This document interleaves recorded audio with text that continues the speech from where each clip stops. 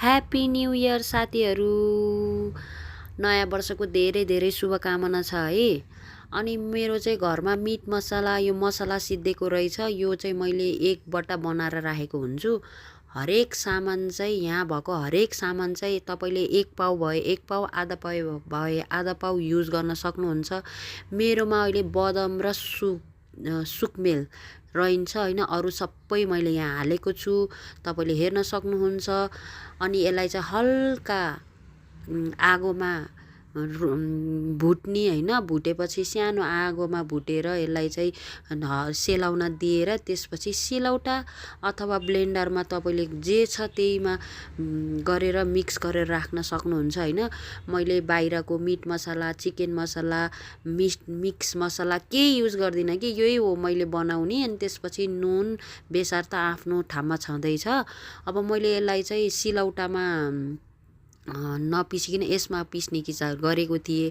9:30 भइसक्यो साथी। भोलि बिहान फेरि नयाँ वर्षको परिकारहरू बनाउन पर्ने थियो।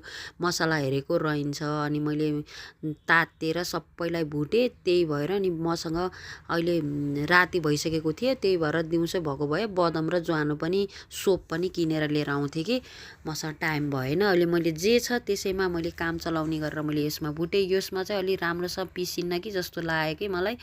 अब अल्छी नगरिकन सिलौटामा नै पिस्छु म साथीहरू। अब यसलाई होइन सबैलाई पिस्नुपर्छ कि तपाईँले सिलौटामा लस मसिनो गरेर पिस्नु होइन। यसलाई केही गर्नु पर्दैन कि बिग्रिँदैन बिग्रिन्न। 1-2 महिना आरामले चल्छ कि यो मसला।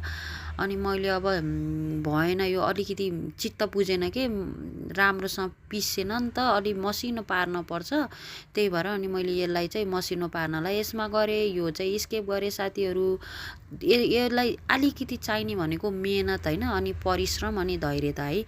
अनि मैले सबै मिक्स गरेँ कि मैले। तर पिरो चाहिँ अलिक कम हालेँ। मेरोमा पिरो धेरै खाँदैन मेरो बाबुले, त्यही भएर पिरो कम हालेँ।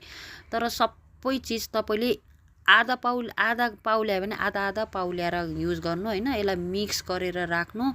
तपाईँले यसलाई मासुमा होस्, बारबिक्यूमा होस्, टमाटर पिट्ने अनि यो मसला हाले पनि हुन्छ। अनि सागमा, तरकारीमा होइन, जुन अकेजनमा नि युज गर्न सक्नुहुन्छ। यति मिठो बास्ना आछ कि आमा हर मैले जोकिङ गरेको होइन है साथीहरू। यो ट्राई गर्नुहोस्। यति मिठो मसला बनेको छ। अनि happy new year, enjoy your